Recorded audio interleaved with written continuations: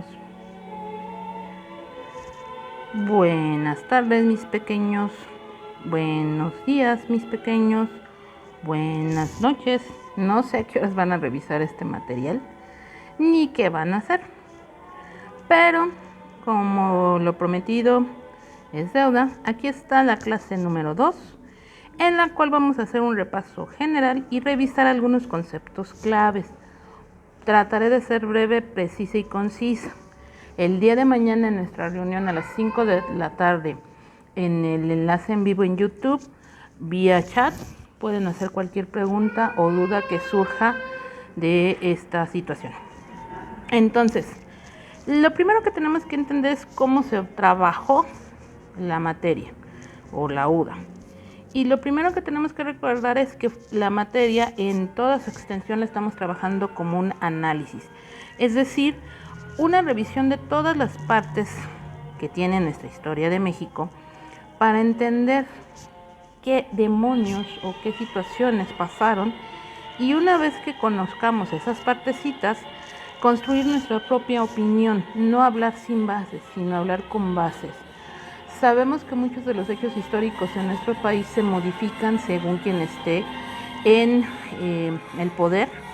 Hay héroes que surgen, héroes que salen, héroes que mueren, pero a final de cuentas cada uno de estos nos deja una enseñanza o un aprendizaje que debemos ejercer. ¿Quién es México? Ya lo habíamos comentado también al inicio del semestre, que es un país representativo, es decir, cada uno de nosotros representamos una soberanía, representamos una libertad, representamos un valor. Somos democráticos, es decir, somos una instancia que votamos para ejercer nuestras leyes. Somos federal, es decir, nuestro territorio es tan amplio y tan grande que nos hemos dividido y cada una de estas divisiones es libre y soberana a su vez, pero sigue estando bajo el dominio de una entidad mayor. Se supone que somos laicos, es decir, nuestras fe y nuestras creencias personales no deben interferir o imponerse a las mayorías, y por tanto somos una república, es decir, nos representamos a nosotros mismos a partir de unas leyes generales. También dijimos al inicio del semestre que esta situación de México o esta revisión del contenido de México lo íbamos a ver en 4 grandes aspectos, que no eran los únicos, pero por cuestiones de tiempo y practicidad íbamos a revisarlos. El primero de ellos es el político, el económico, el social y el cultural. A grandes rasgos dijimos que cuando hablamos de la política estamos hablando de la organización de los grupos. ¿Cuáles grupos? ¿Quiénes son los grupos? En este caso, cuando hablamos de grupos, estamos hablando de familias, estamos hablando de instituciones, estamos hablando de adolescentes, adultos, ancianos, trabajadores, no trabajadores, enfermos, sanos, capacidades diferentes, es decir, todo el tipo de gente que se junta o se reúne para estar cerca. Aparte de eso, también dijimos que estas organizaciones o estos grupos sociales cumplen una serie de normas. Una de ellas y las más reconocidas son las leyes. ¿Qué son las leyes? Reglas escritas que permiten o no ayudar a un buen desarrollo.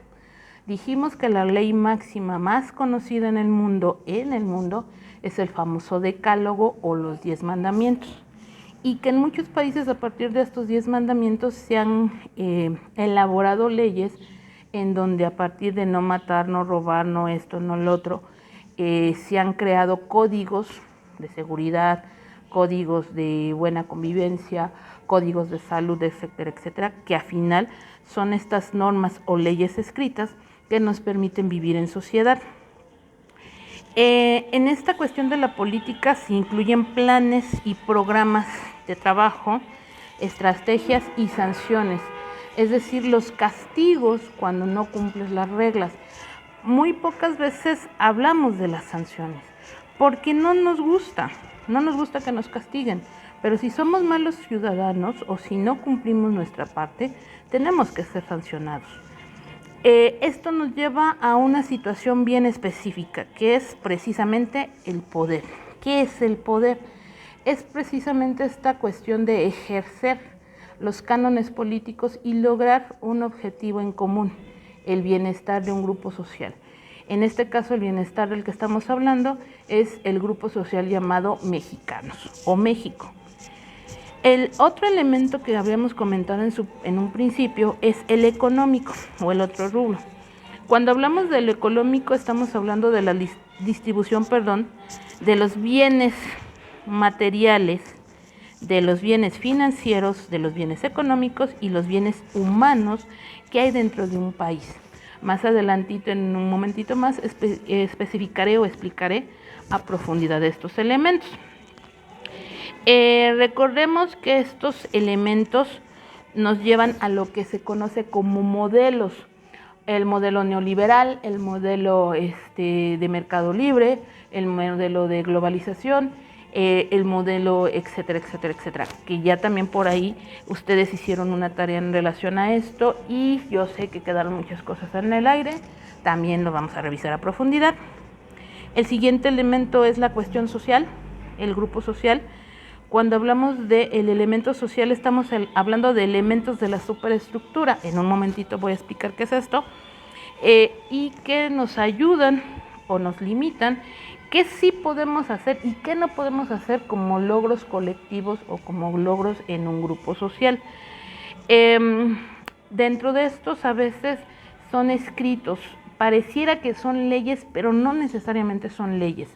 Más bien son normas y ahorita también de nuevo vamos a tomar ese punto en más corto. Y por último, el aspecto cultural, es decir, los usos y costumbres que cada grupo social tiene. A veces estos grupos sociales son por etnias y hay ciertas actitudes o ciertos usos que se ven muy bonitos y que los convertimos en cultura. Ahora ya más en específico o más, perdón por eso, ya más en concreto, cuando hablamos de México en el aspecto político, tenemos que entender que hay diferentes elementos. No estoy incluyendo todos los elementos que hablamos o que se meten en la política, solo estoy hablando de los más significativos, como es la Carta Magna, como es la Cámara de Representantes, las instituciones públicas y privadas, el presidente y el ciudadano. Cuando hablamos de Carta Magna estamos hablando pues obviamente de nuestra Constitución Política de los Estados Unidos Mexicanos, que en nuestro caso tiene vigencia desde 1917. Ya por ahí algunos compañeros nos hicieron favor de hacer una exposición del tema, hay que cerrar el tema, lo vamos a hacer un poquito más adelante. Básicamente la Carta Magna o las constituciones de los países, en el caso de México, es donde derivan las leyes en todos los órdenes, cómo nos organizamos a todos los niveles. Después hablamos de la Cámara de Representantes. La Cámara de Representantes en nuestro país hay de dos órdenes. El primero de ellos y el más común es el que es elegido por voto directo, es decir, diputados o senadores que cada 3 años se someten a votación y se quedan en el poder o se van.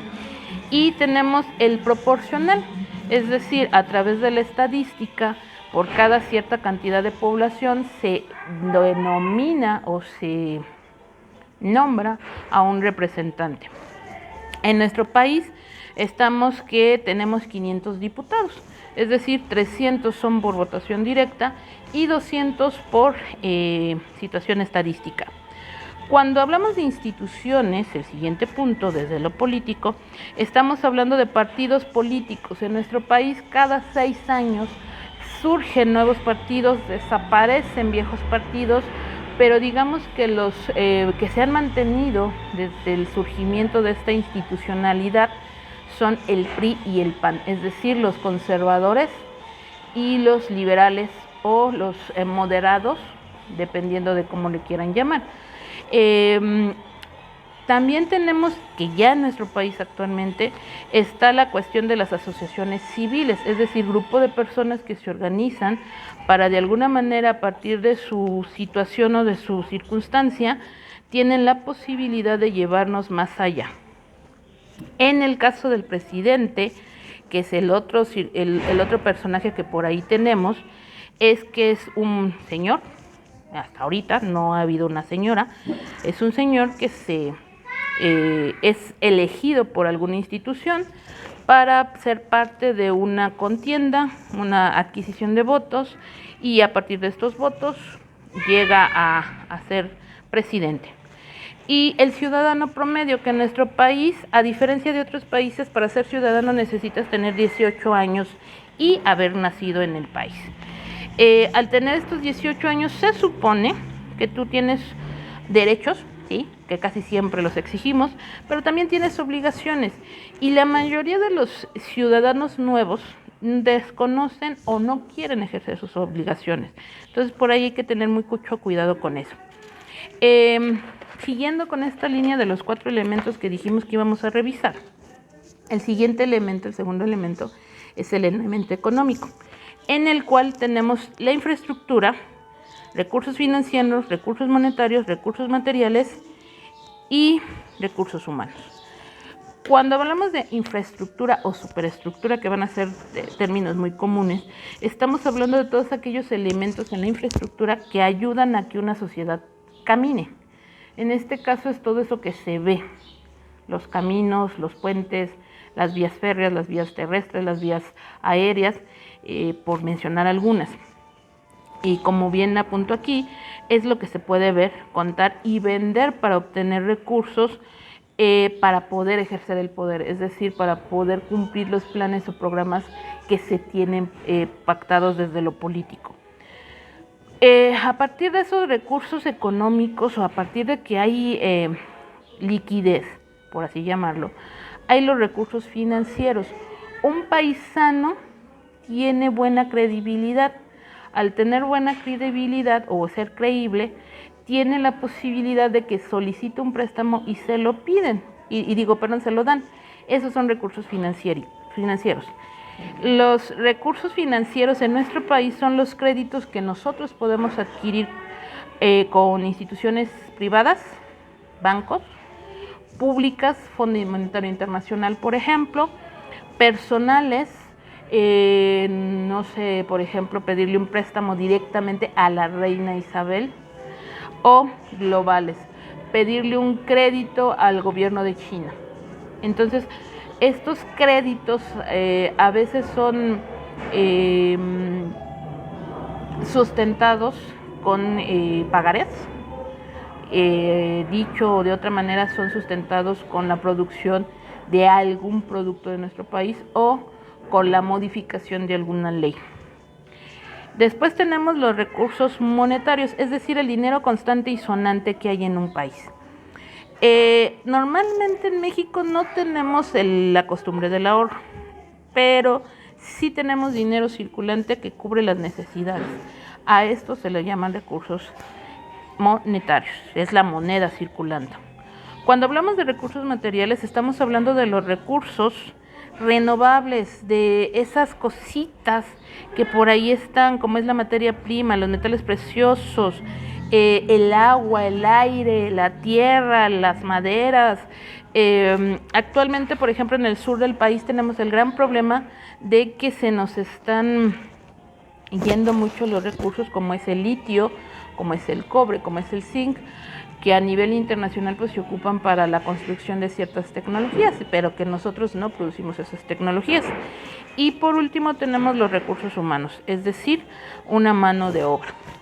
En México la mano de obra o lo que te pueden pagar es muy poco. Por eso muchas empresas prefieren venir a México a producir que quedarse en sus países, porque en sus países tienen que pagar una cantidad de recursos económicos y financieros, pero en México tenemos leyes muy laxas o muy flexibles que evitan que se pague lo justo. Por eso a eso se le conoce como nueva esclavitud, una esclavitud donde no es que a ti te estén agarrando y te estén forzando a trabajar, sino tú solito vas a que te exploten. El tercer elemento que dijimos que México tiene es precisamente la situación social, es decir, la superestructura. todos aquellos elementos por encima de la sociedad que no vemos, pero que nos modifican. En este caso son las ideologías.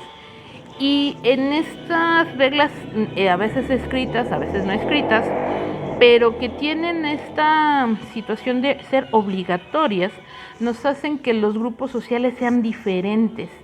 No es lo mismo una sociedad rural a una urbana, aunque en términos legales o políticos existe la ley de todos deben saber leer y escribir, el famoso artículo 3 constitucional.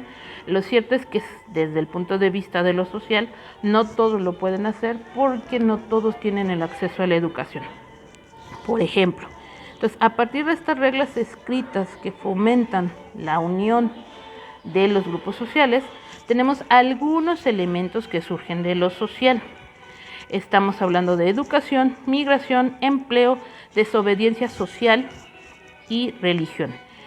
La educación, bueno, es el modelaje de las nuevas generaciones a partir de repeticiones de esquemas de pensamiento. Por ahí hay un meme de qué es la escuela, en donde están los triangulitos y los cuadraditos. Llegan los chicos con un pensamiento muy abierto y de repente ¡zas!, entran a la escuela y les cambian la forma.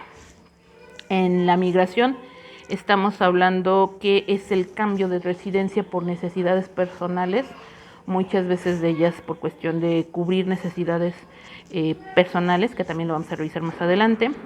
Después tenemos el empleo o desempleo, que sería su contraparte, que es la búsqueda de las satisfacciones a partir de un trabajo remunerado. Ya decíamos hace ratito, en México desafortunadamente la cuestión de pagos está muy por debajo de lo que debería ser.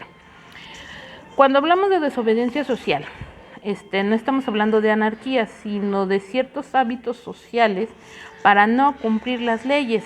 En este caso, el más común, el más conocido es el crimen organizado. Y el crimen organizado también tiene una mega estructura que también vamos a revisar un poquito más adelante a profundidad. Nada más este es recordatorio de los elementos claves del semestre. Y por último, la religión. En grupos sociales se supone que la fe y la esperanza son dos elementos que manejan la religión.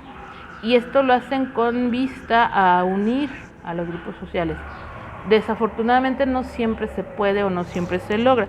Y en nuestro país tenemos la mala costumbre de imponer criterios de fe y de esperanza en imágenes, y si el otro no piensa o ve igual que yo, entonces tenemos cierta violencia, que también lo vamos a ver un poquito más adelante. Por último, el último elemento, ya casi para terminar el día de hoy, es la cuestión cultural. Dijimos que la cuestión cultural son los usos y costumbres personales que por alguna extraña razón se ven bonitos, se escuchan bonitos, y decidimos que se vuelvan patrimonio que todos deben hacer.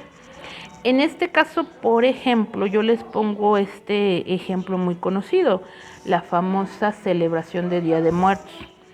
En general, Día de Muertos es muy específico en cada zona geográfica o en cada familia. La cuestión está en que cada persona o cada familia lo hace tan bonito o tan diferente que de repente lo imitan otras familias y después se vuelve una tradición. Es decir, si la familia X lo hizo esta familia, la familia Y lo hace también, y de repente ya toda la colonia le hacen como lo hacía la familia X. Por eso a veces las tradiciones o las costumbres se vuelven tan difíciles porque ya nadie las quiere modificar. Entonces, a partir de esta situación tenemos que debemos entender que todo el semestre hablamos de estos 4 niveles, tanto en el porfiriato, la revolución y demás. Yo nada más quería hacer este pequeño repaso de qué elementos son o qué cosas implica cada uno de estos, por si por aquello de la cuarentena se les borró el disco duro y no se acuerdan ya de esto. Entonces, chicos, chicas, guapos, guapas, bellas, bellos, angelitos de Sololoy, espero que con esto ya hayan refrescado su memoria, estén listos para trabajar. El día de mañana estaré subiendo ya lo que sería el porfiriato y quizá la revolución. Y no olviden, mañana a las 5 de la tarde Tenemos el enlace directo por YouTube, en la plataforma YouTube a las 5 de la tarde. Si hay dudas de este tema o de estos elementos, pues ahí me dicen. Sal y vale, cuídense mucho, coman bien. Reitero, una disculpa si por ahí escuchan ruidos raros. Quise poner musiquita de fondo de clásica como para que no se me metieran ruidos externos, pero a veces es medio complicado poder trabajar en una zona urbana con tanto ruido. Coman rico, estén tranquilos, todo va bien y cualquier cosa por aquí andamos. Besos, cuídense, bye.